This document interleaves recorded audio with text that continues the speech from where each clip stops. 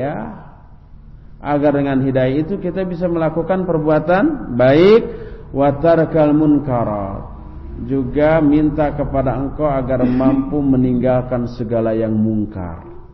Ingat, perbuatan baik dan meninggalkan yang mungkar hanya bisa dilakukan atas hidayah Allah. Wa hubbal masakin, mencintai orang-orang miskin. Mencintai orang miskin juga ibadah yang agung, tapi ini tidak bisa dilakukan tanpa hidayah dari Allah. Minta hidayah. Wa idza aradta bi ibadika fitnatan, dan kalau engkau menghendaki fitnah bagi hamba-hambamu, maksud menghendaki di sini menakdirkan, iradah kauniyah. Kalau engkau mau mentakdirkan fitnah atas hamba-hambamu, faqbidni ilaika ghaira maftun, cabut nyawaku kepadamu tanpa terfitnah oleh fitnah itu. Ini menunjukkan bahayanya fitnah terhadap agama, sampai Nabi pun berdoa begitu, kalau engkau mau mentakdirkan fitnah atas hamba-hambamu, matikan aku dalam keadaan tidak terfitnah, tidak terkena fitnah itu. Artinya fitnah itu tidak mempengaruhi agamanya kepada pengaruh yang buruk gitu loh. Hadis ini salah satu penggalan hadis yang panjang, diriwayatkan oleh Imam At-Tirmidzi, oleh Imam Malik, dan Syekh Al-Albani mensahihkan hadis ini dalam kitab Sahih Targhib wa Tarhib dan Sahih Al-Jami' As-Shaghir. Dari beberapa keterangan tadi kita bisa melihat betapa bahayanya pengaruh fitnah kepada agama. Hadis pertama tadi, karena fitnah seseorang hanya dalam sehari berubah tuh dari mukmin menjadi kafir. Bahkan bukan sehari, setengah hari ya. Pagi mukmin, sore sudah kafir. Sore mukmin, pagi kafir. Itu setengah hari. Sehari lah. Cuma tidak sehari semalam ya. Dari pagi sampai sore aja udah berubah. Hadis kedua, nanti muncul fitnah dan banyak orang yang mengajak manusia kepada fitnah ini sehingga menjerumuskan ke dalam api neraka. Kita jangan sampai seperti itu. Kalau kita mati dalam keadaan menggigit akar-akar pohon karena kelaparan umpamanya, tapi tidak terfitnah, itu lebih baik daripada mengikuti ajakan orang-orang yang mengajak ke fitnah tadi. Nah, hadis yang ketiga, Nabi pun disuruh oleh Allah untuk berdoa, ya Allah, kalau engkau mau mentakdirkan fitnah atas hamba-hambamu, matikan aku dalam keadaan tidak terfitnah. Tapi wa mimma yajdiru tanbihu ilaihi huna, satu hal yang harus kita perhatikan adalah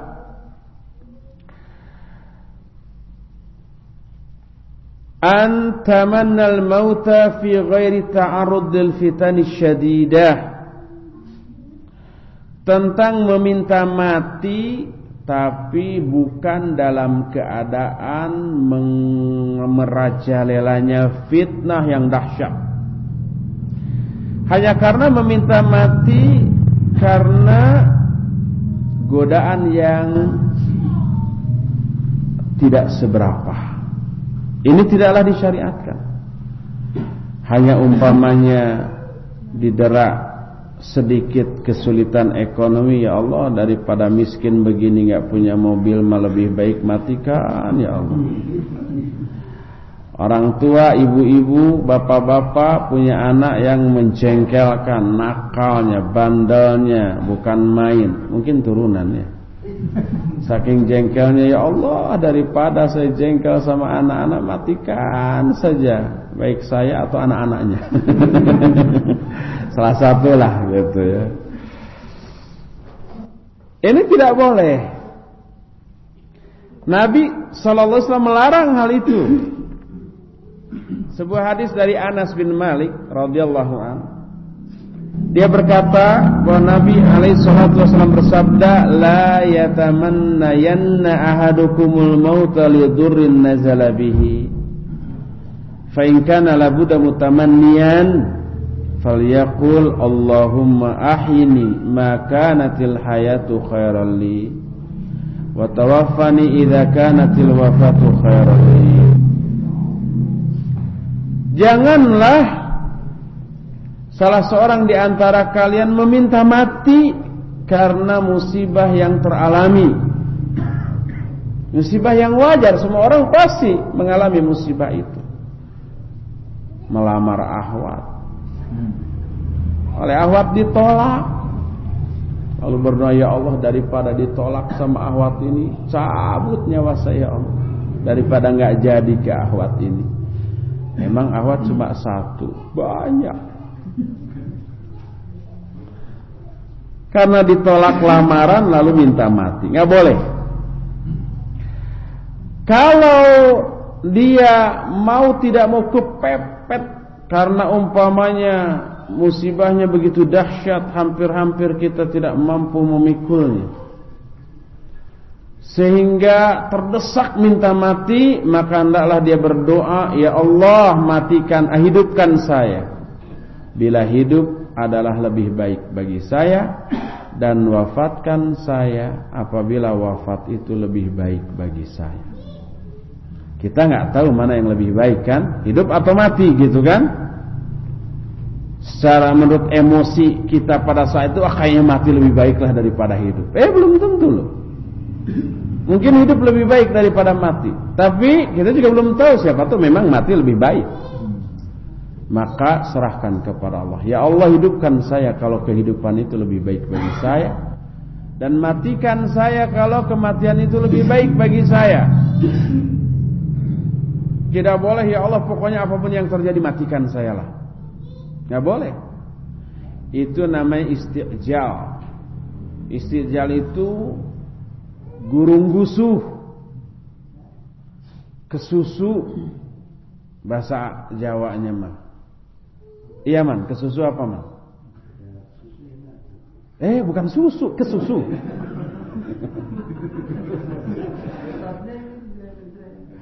Kesusu itu artinya gurung-gusuh, rurusan, tergesa-gesa, terburu-buru. Itu kesusu itu. Orang Jawa nggak ngerti kesusu. Itu istiqjal, terburu-buru, kesusu, gurung-gusuh, rurusuhan, ingin cepat-cepat, Allah memutuskan hidupnya. Sebab siapa tahu hidup lebih baik baginya, umpamanya karena dengan hidup dia bisa bertobat, bisa memperbanyak amal soleh, menghapus dosa yang lalu dan menambah pahala di masa yang akan datang. Terlebih di dalam musibah yang menyakitkan itu banyak keuntungan. Pertama, sabar. Dengan sabar kita nambah pahala, mengurangi dosa. Dan setiap musibah, baik keresahan, kegelisahan, kesedihan, penyakit atau apapun, itu mukaffiratun lissayiat wa raf'atun liddarajat, menghapus kesalahan dan meninggikan derajat. Sebagaimana ini dijelaskan di dalam banyak hadis. Salah satu hadis tentang hal ini diriwayatkan oleh Imam Muslim. Nabi SAW bersabda, ajaban li amril mu'min, inna amrahu kullahu khair, kullahu lahu khair, in asabathu dharra sabara fakana khairan lah, wa in asabathu sarra syakara fakana khairan lah. Sungguh menakjubkan urusan orang-orang mukmin, karena sungguhnya urusan orang mukmin semuanya baik baginya. Kalau dia ditimpa musibah, penderitaan, kanyeri, kaperih, katugenah, keresahan, kegelisahan, kesedihan, dia sabar. Dan sabar itu baik baginya. Tapi kalau dia mengalami kesenangan, kegembiraan, kebahagiaan, dia bersyukur. Dan syukur itu baik akibatnya bagi dirinya. Lihat, apapun yang teralami oleh seorang mukmin tidak ada yang berakibat buruk, semuanya baik. Kalau penderitaan dia hadapi dengan kesabaran itu baik, kalau kenikmatan dia hadapi dengan syukur, maka itu pun baik. Tidak ada yang buruk akibat yang teralami oleh seorang mukmin apapun yang menimpa dirinya. Walhasil tidak boleh kita meminta mati karena musibah yang kita alami. Inilah pembahasan yang kedua tentang bahayanya fitnah terhadap agama dan kewajiban kita untuk sabar dalam menghadapi musibah itu. Al-mabhatsu tsalis atau pembahasan yang ketiga, al-manhajus shahihu fi muwajahatil fitan. Cara yang tepat, sikap yang benar dalam menghadapi fitnah. Kalau fitnah menimpa seorang muslim, maka tidak ada cara yang paling tepat untuk menghadapinya selain berpegang teguh kepada kitab Allah dan sunnah Rasulnya sallallahu alaihi wasallam. Inilah salah satu patokan yang agung dari pokok-pokok agama. Manhaj yang dipegang oleh Nabi dan Rasul penutup, yaitu Nabi Muhammad SAW, khususnya ketika terjadinya ikhtilaf. Dalil dari kitab dan sunnah menyatakan salah satunya wa'tasimu bihablillahi jami'an wala tafarraqu. Berpegang teguhlah kalian semua kepada tali Allah dan janganlah kalian bercerai-berai. Berpegang teguhlah kalian kepada tali Allah semuanya bersama-sama dan janganlah bercerai-berai. Ali Imran ayat 103. Berkata Al-Karomani,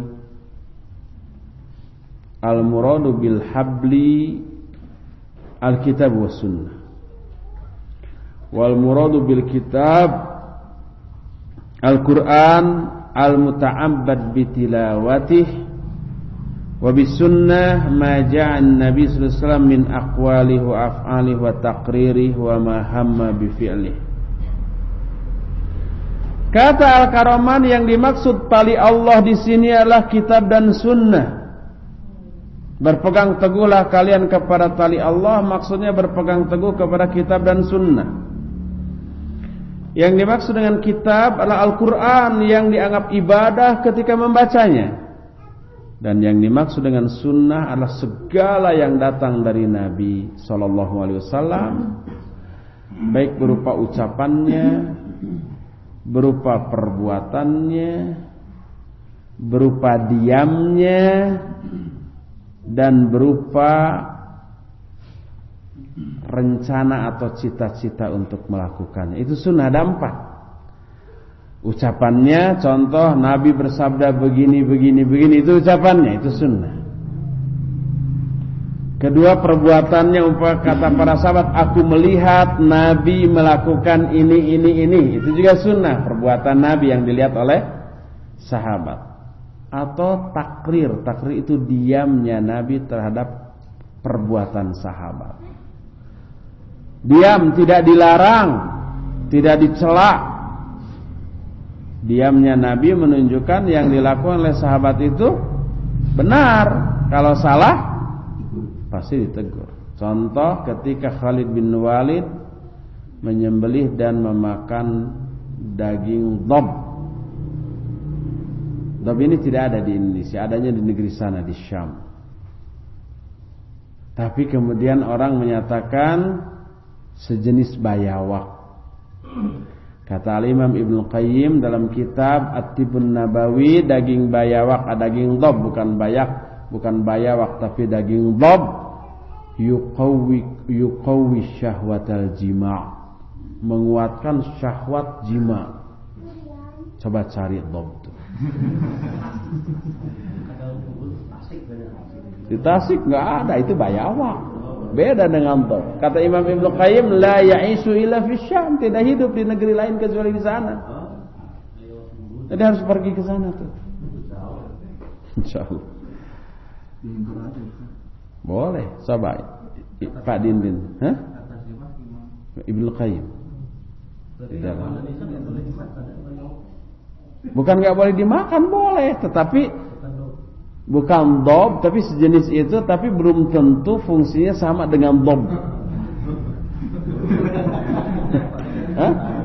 Sama dengan dob, karena sejenis itu.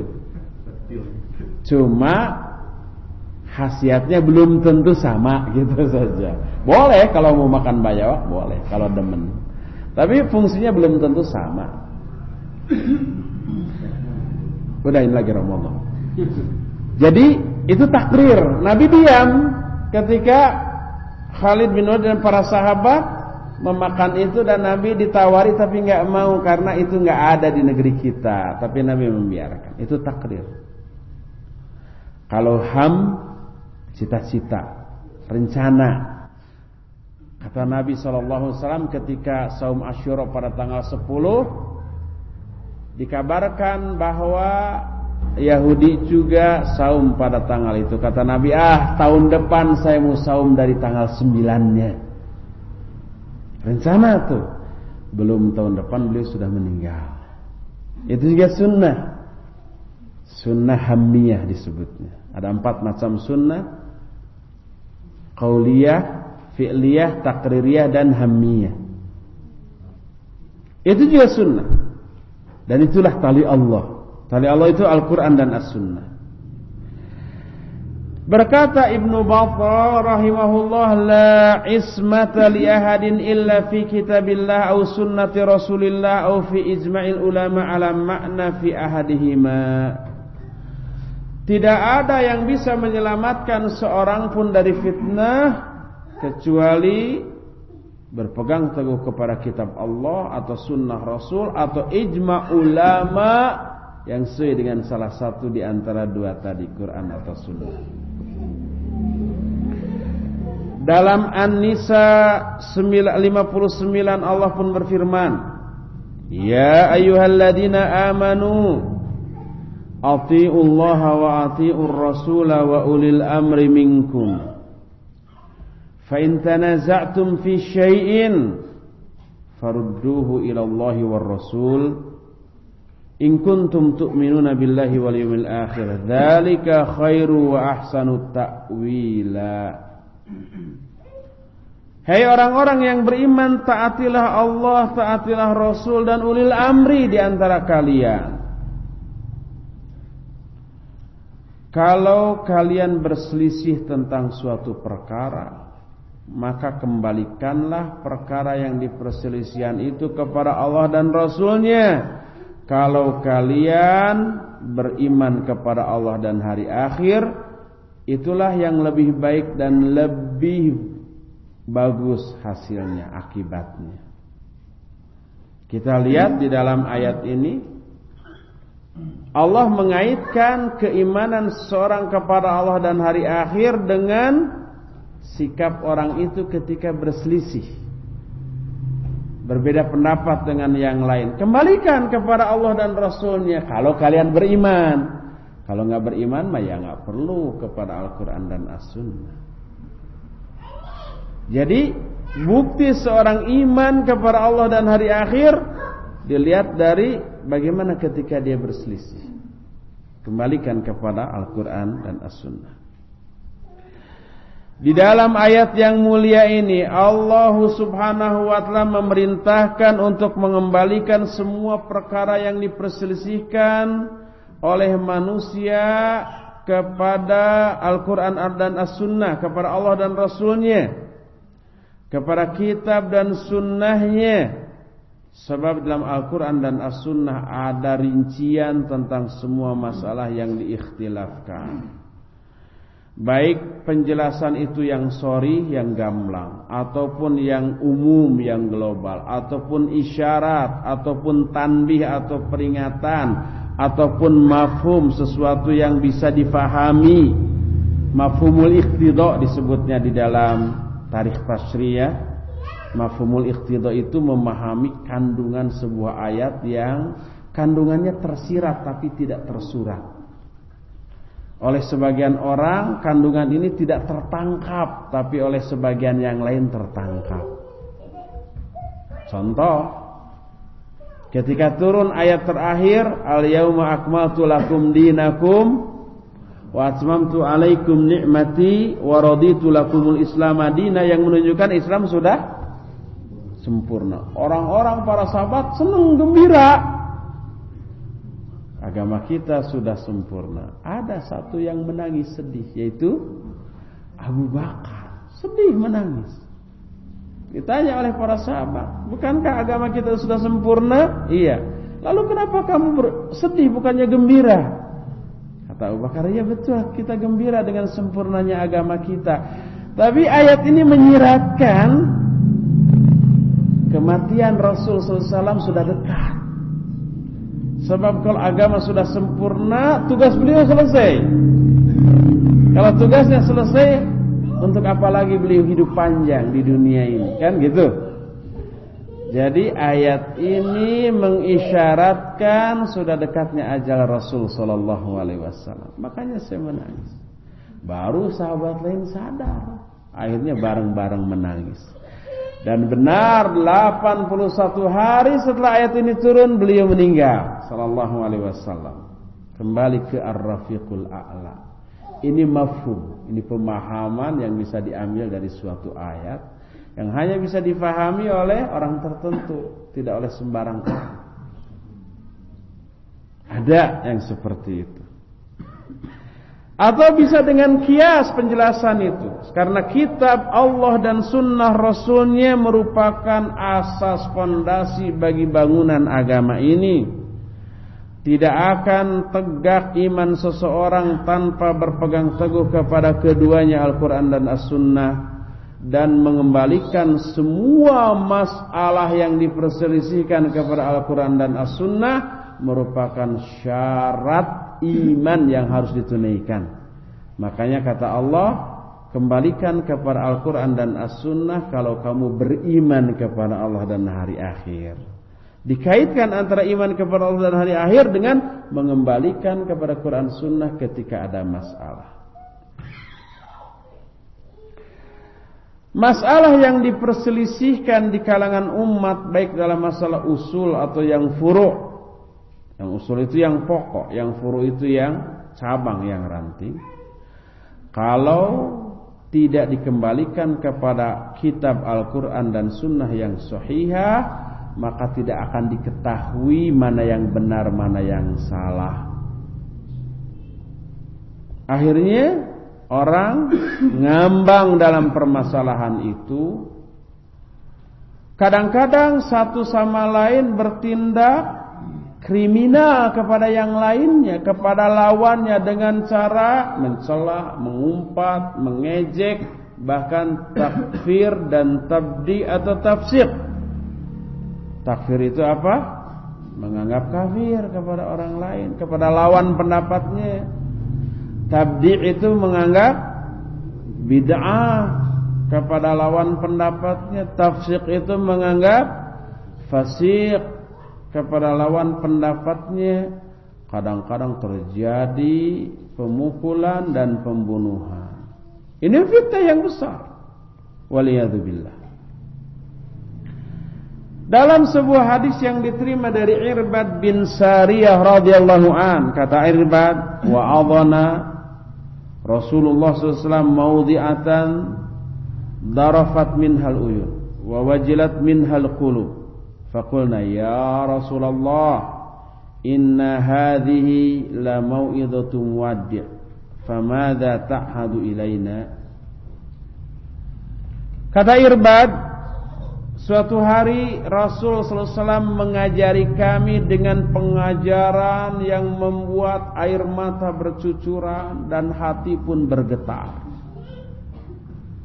Di dalam riwayat lain, pengajaran yang dimaksud adalah penjelasan tentang neraka dan surga.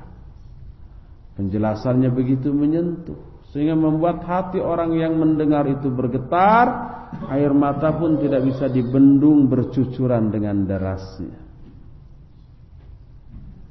Lalu kami berkata, wahai Rasulullah, seolah-olah ini pengajaranmu yang terakhir.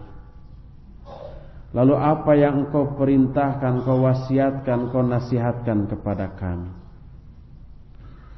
Menjawablah Nabi alaihi salatu wassalam, qad taraktukum alal baydha'i Dalam riwayat lain, taraktukum 'alal mahajjatil bayda lailiha kanahariha la yazighu anha ba'di illa halik may ya'ish minkum fasayara ikhtilafan katsira fa'alaikum bima 'araftum min sunnati wa in 'abdan habsyiyan fa innamal mu'minu kal jamalil anif haitsuma unqudi inqada. Kata Nabi alaihi salatu wasallam, aku telah tinggalkan bagi kamu sebuah jalan yang terang benderang dan amat sangat bersahaya. Malamnya bagaikan siangnya. Malamnya aja terang, apalagi siangnya. Begitu gamblang dan jelasnya konsep way of life atau jalan hidup yang Rasul SAW tinggalkan untuk kita. Begitu gamblang, begitu jelas. Tidak ada yang akan tersesat dari jalan ini sepeninggalku kecuali orang binasa. Yang menyimpang dari jalan hidup Rasul SAW yang demikian gamblang itu adalah orang-orang yang binasa, orang yang akan celaka di akhirat. Siapa di antara kalian yang masih hidup panjang sepeninggalku, dia akan melihat ikhtilaf yang banyak. Maka wajib bagi kalian berpegang teguh kepada apa yang kalian kenal dari sunnahku, sekalipun yang memerintah kalianlah seorang hamba Habsyi. Hamba Habsyi itu dianggap rendah ya, hamba pertama ya. Kedua bangsa Habsyi, bangsa yang umumnya menjadi hamba sahaya, hitam gitu ya, miskin dan bodoh. Simbol kemiskinan, simbol kerendahan status, simbol kebodohan. Itu bangsa Habsyi. Sekalipun yang memimpin kalian bangsa seperti itu, wajib taat dan mendengar. Karena seorang mukmin hanyalah seperti unta yang dicocok hidung. Kemana saja dia digiring, ke sana dia melangkah. Tunduknya, patuhnya seorang mukmin kepada pemimpinnya seperti itu. Dituntun ke jagal untuk disembelih juga nurut. Dia memperoleh pahala dari ketaatannya. Seorang umpamanya muslim disuruh oleh pemimpinnya, ayo siapkan senjata perang tuh, musuh 10 kali lebih banyak dari kita. Perang, wajib taat, dan dia memperoleh pahala dari ketaatan. Hadis tersebut dikeluarkan oleh Imam Ibnu Majah dalam kitab Sunannya, dan hadis itu disahihkan oleh Syekh Al-Albani dalam kitab Sahih Sunan Ibnu Majah. Dalam sebuah athar dari Imam Az-Zuhri. Imam Az-Zuhri seorang imam zaman tabi'in. Beliau menyatakan, al-i'tisamu bis sunnah najatun. Berpegang teguh kepada sunnah adalah keselamatan. Dengan demikian mu'allif menyatakan, wa dzalika annahu bil i'rad anil kitabi was sunnah wa mukhalafatihima tuhsalul fitnah wa tuhalul mihnah. Dengan demikian berpaling dari kitab dan sunnah, ngabalieur tina Al-Qur'an sareng sunnah. Ngabalieur itu berpaling, tidak mau berpegang teguh kepada Al-Qur'an dan As-Sunnah, serta menyelisihi Quran sunnah, berakibat timbulnya fitnah dan tertimpanya bala azab kepada orang seperti itu. Tidak ada fitnah yang menimpa kaum muslimin sepeninggal Rasul sallallahu alaihi wasallam itu kecuali karena sebab menyelisihinya kaum muslimin tersebut dari sunnah atau salah satu perintah Allah Subhanahu wa taala. Karena meninggalkan sunnah Rasul alaihi salatu wasallam, karena itulah mereka ditimpa fitnah. Itu penyebabnya.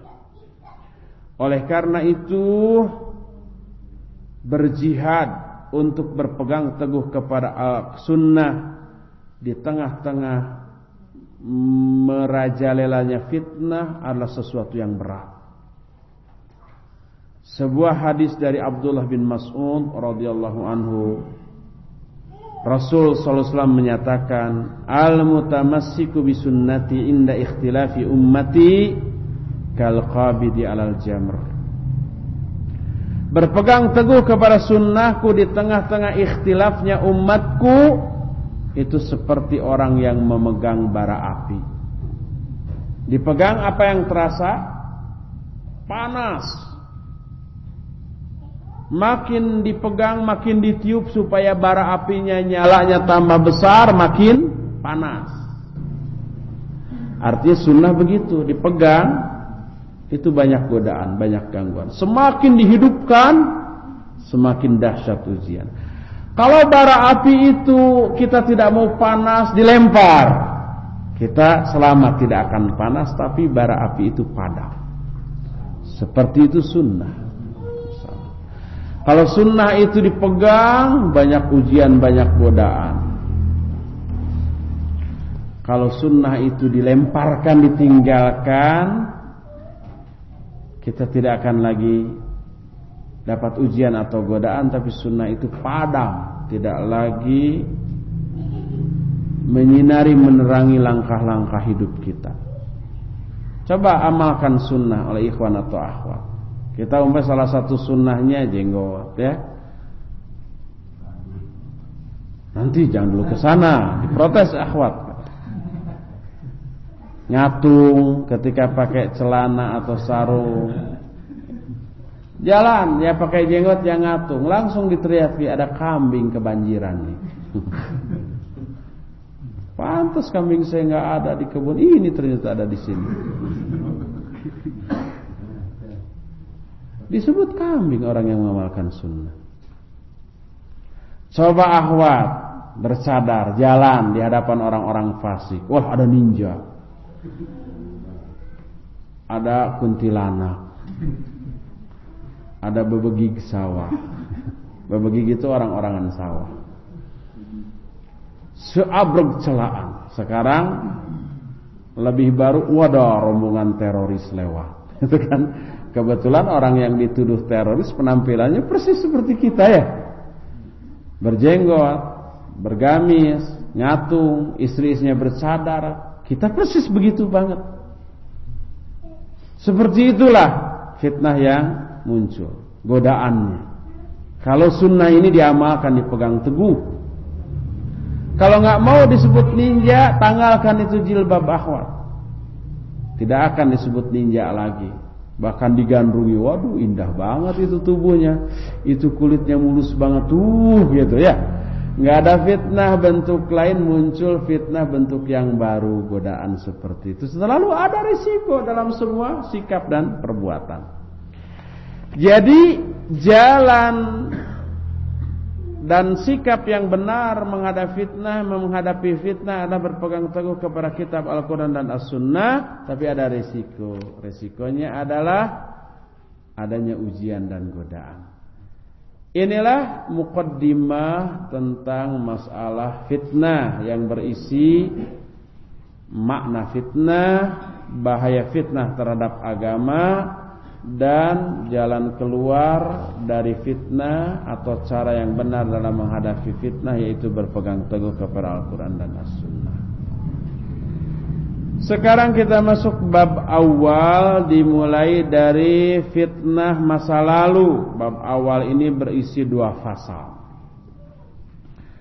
Fasal pertama, beberapa contoh fitnah yang terjadi di zaman sahabat. Ada 2 pembahasan. Pertama, perang Jamal, perang onta. Yang kedua, perang Siffin. Kemudian fasal kedua membahas keyakinan Ahlus Sunnah wal Jamaah tentang para sahabat dalam urusan peperangan tadi. Kita mulai dari fasal pertama, fitnah masa lalu. Pasal pertama ini beberapa contoh peperangan yang terjadi di kalangan sahabat, dan ini berupa fitnah. Pembahasan pertama adalah perang Jamal. Jamal itu apa? Onta. Ada Jamal di sini nih. Enggak perang dia.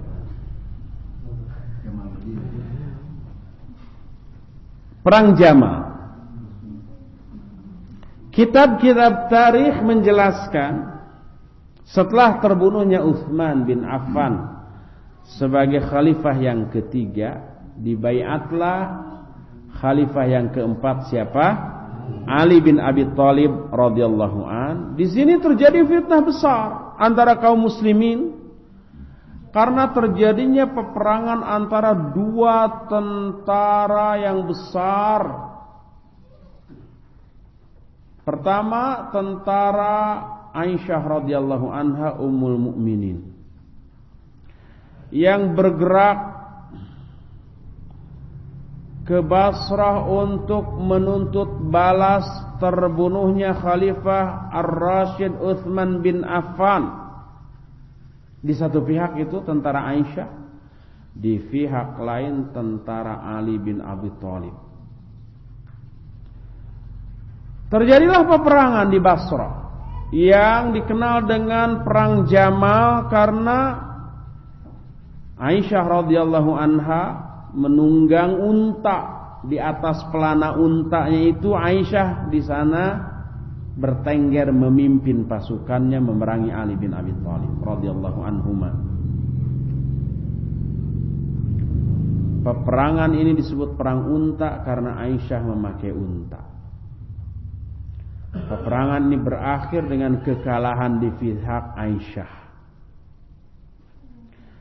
Dari sini Amirul Mukminin Khalifah Ar-Rasyid Ali bin Abi Thalib radhiyallahu an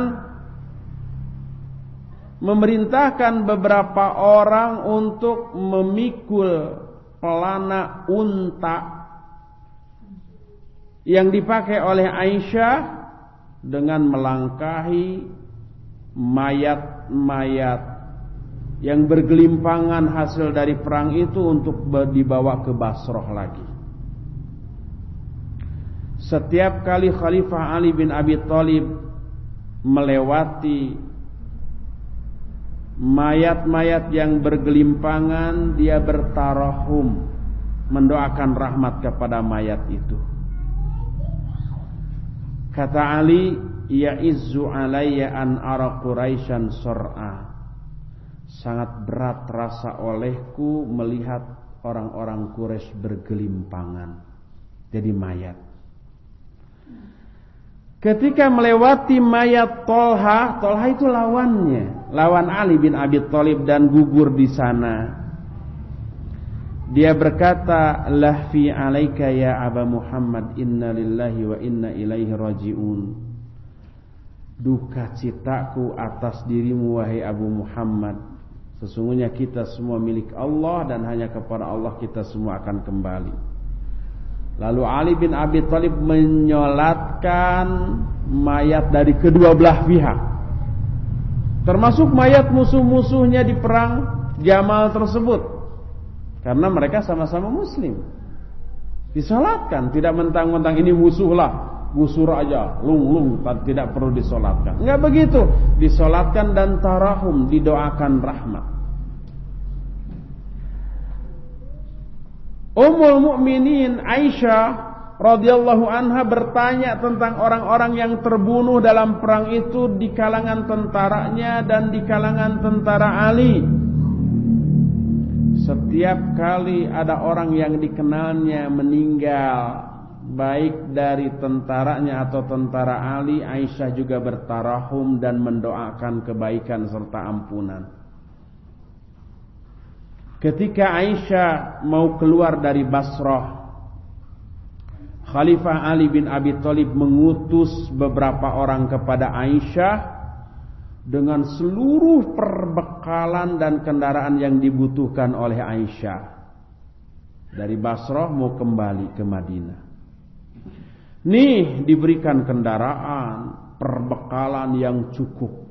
padahal musuhnya di dalam peperangan itu. Lalu diutus juga saudara dari Aisyah, yaitu Muhammad bin Abu Bakar, untuk mendampinginya. Maka pada hari ketika Aisyah itu berangkat dari Basrah,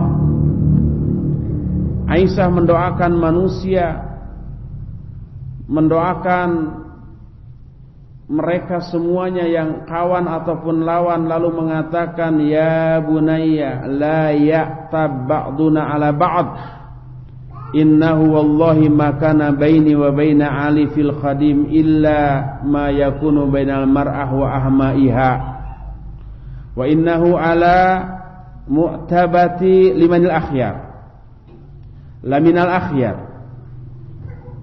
Kata Aisyah, wahai anakku, jangankanlah sesama kita ini saling mencela satu sama lain. Sesungguhnya demi Allah, tidaklah hubungan aku dengan Ali pada masa-masa yang lalu kecuali seperti hubungan seorang wanita dengan mantunya. Ali kan mantunya ya, mantu tiri ya. Karena Ali suami dari Fatimah, dan Fatimah apanya Aisyah? Anak tirinya. Dan sesungguhnya orang-orang yang berperang denganku, mereka itu orang-orang yang terbaik. Laminal akhyar. Lalu berkatalah Ali bin Abi Thalib menanggapi ucapan Aisyah, shadaqat, wallahi ma kana baini wa bainaha illa dzak, wa innaha la zawjatu nabiyyikum sallallahu alaihi wasallam fid dunya wal akhirah.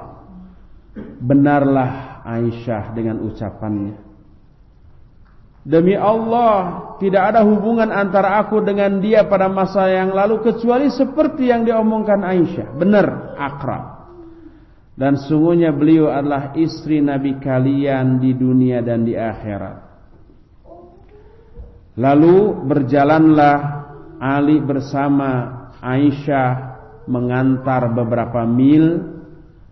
Kemudian setelah itu dia menyuruh anaknya untuk mengawal Aisyah pada hari itu sampai menuju ke Mekah. Tidak dibiarkan Aisyah berjalan tanpa pengawalan, sebab khawatir nanti di jalan diserbu oleh orang ketiga gitu ya.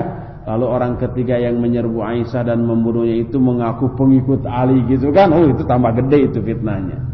Dan ada orang yang memanfaatkan momen seperti itu.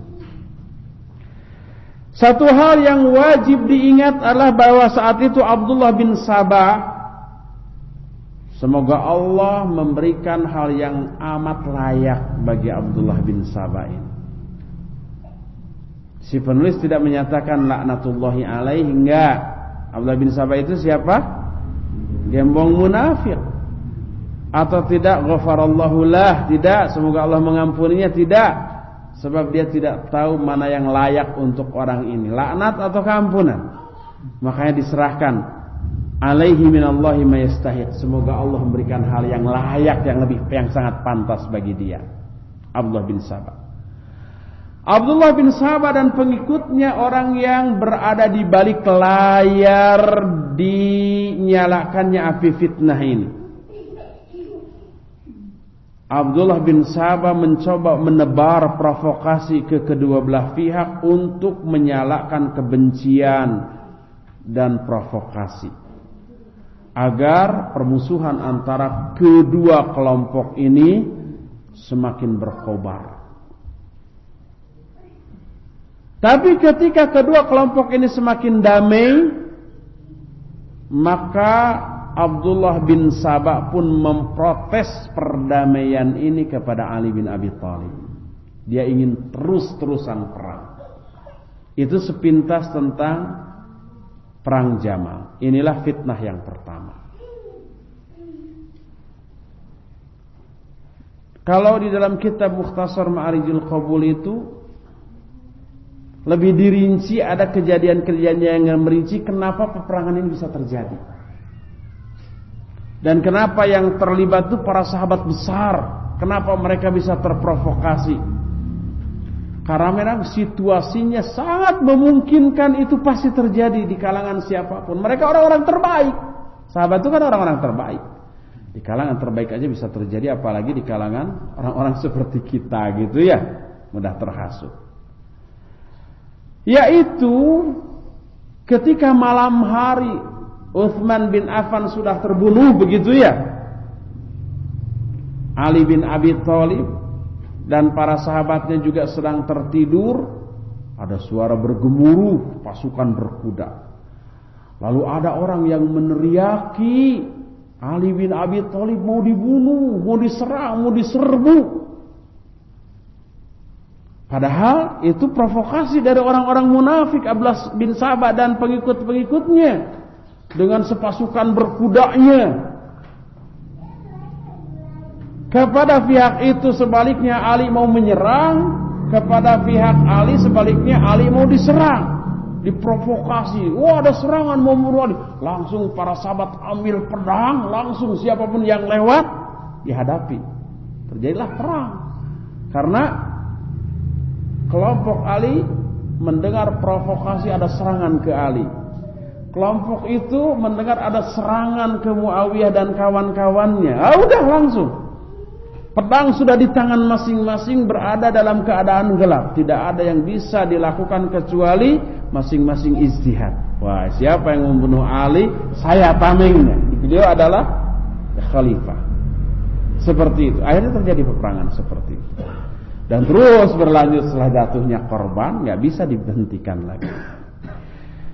Fitnah kedua disebut fitnah Mauqi' Siffin atau perang Siffin. Kalau perang Jamal antara Ali dengan Aisyah, kalau perang Siffin antara Ali dengan Muawiyah radhiyallahu anhu.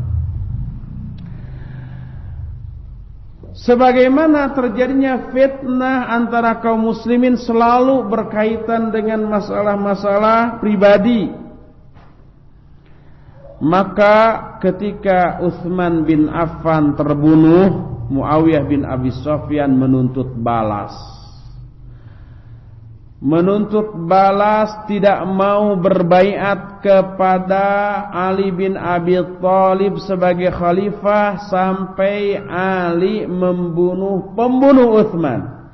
Yang saat itu pembunuh Utsman itu berada di barisan Ali bin Abi Thalib.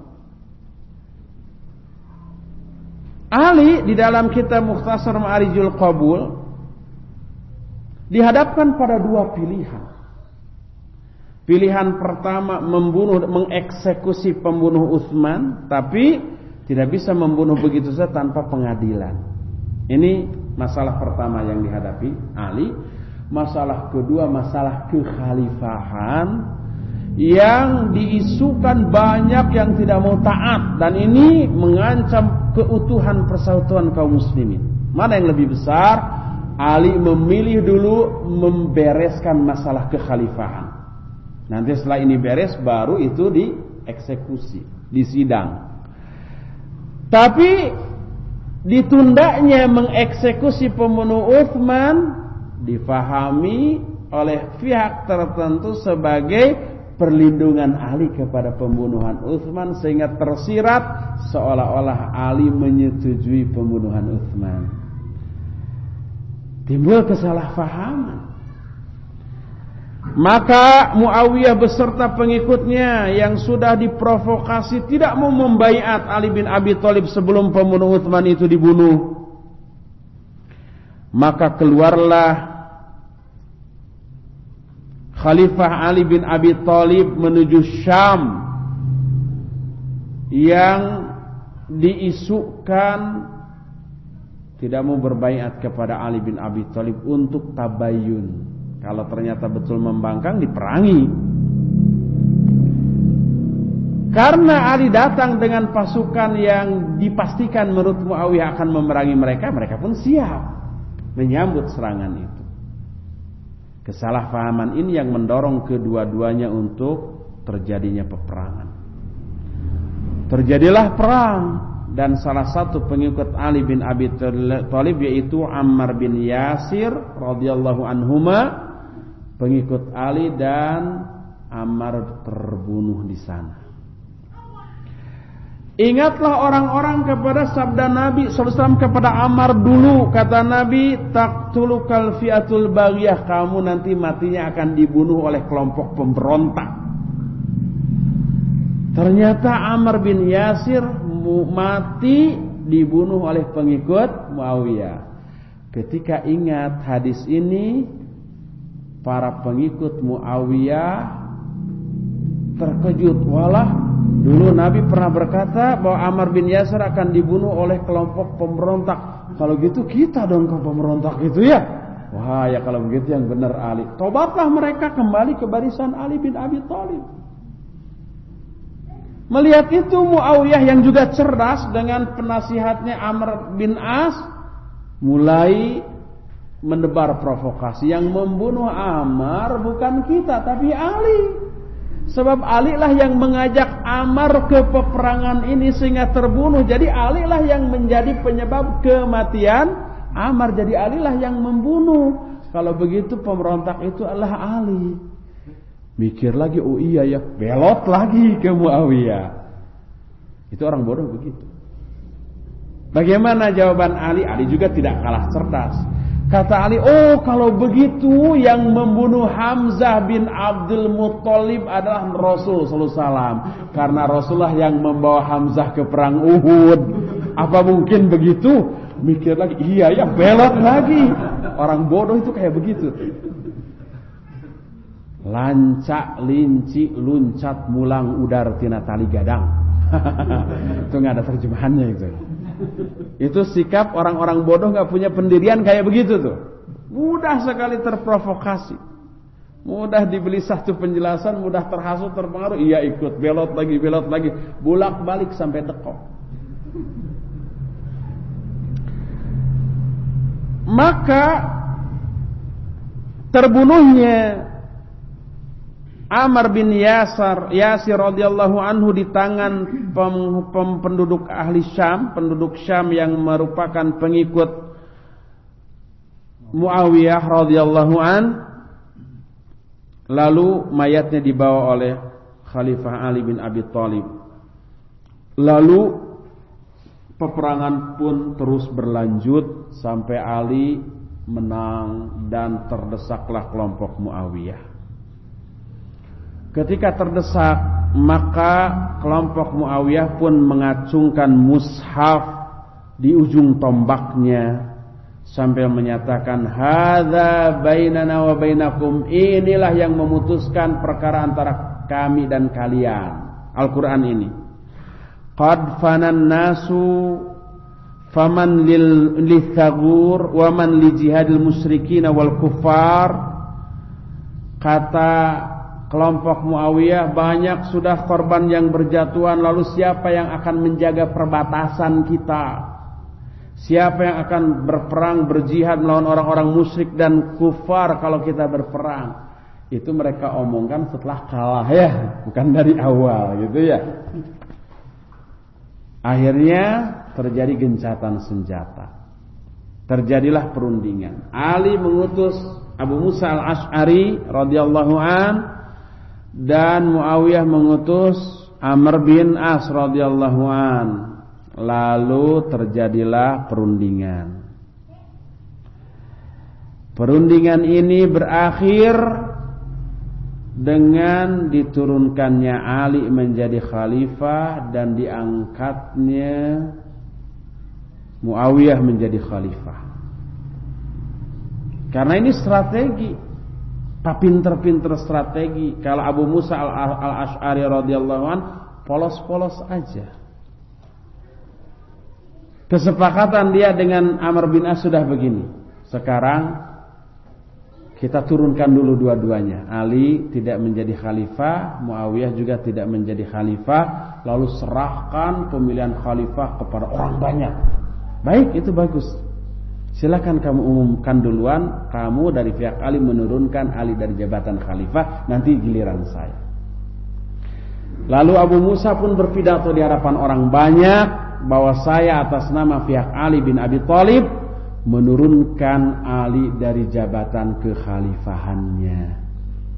Sejak saat ini sampai nanti ada keputusan baru Ali bukan lagi khalifah.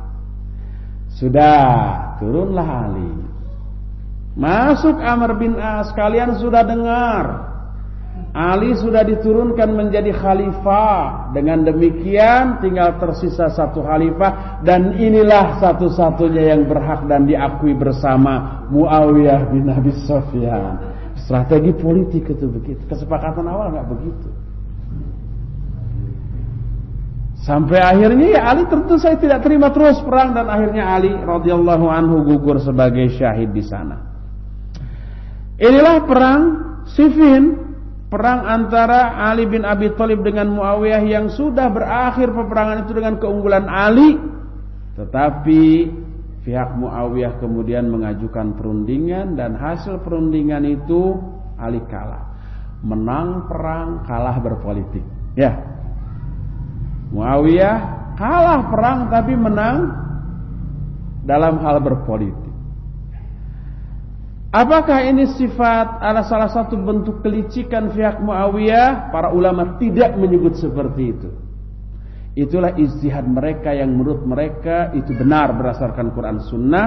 Kalau ijtihad mereka salah, mereka dapat satu pahala. Kalau salah dapat satu pahala dan tidak dosa, tapi kalau benar dapat 2 pahala. Ini fitnah yang kedua, yaitu perang Siffin. Selesai pembahasan pertama. Lalu bagaimana sikap dan i'tikad Ahlus Sunnah wal Jamaah tentang hal ini? Nah, fasal kedua, mu'taqadu Ahli Sunnah wal Jamaah fi sahabati Rasulillah sallallahu alaihi wasallam. I'tikad Ahlus Sunnah wal Jamaah tentang kejadian yang dialami oleh para sahabat seperti tadi. Jangan sampai kita salah, jangan sampai kita melibatkan emosi. Karena emosi, wah kalau begitu yang benar Ali, kalau begitu akhirnya keluar kata-kata celaan, laknat kepada Muawiyah radhiyallahu anhu. Ini nggak boleh sama sekali. Makanya kita bahas bagaimana sikap Ahlus Sunnah wal Jamaah terhadap kasus itu. Pembahasannya akan kita bahas pada sesi kedua setelah istirahat nanti. Biar seru, biar penasaran. Sekarang kita istirahat dulu kira-kira 30 menit, lebih sedikit gitu ya. Nanti kira-kira jam 10 lebih, entah berapa lebihnya, kita akan masuk lagi melanjutkan kajian ini. Dan tanya jawab nanti dirapel ya pada sesi kedua. Subhanakallahumma bihamdik asyhadu an la ilaha illa anta astaghfiruka wa atubu ilaik. Alhamdulillah.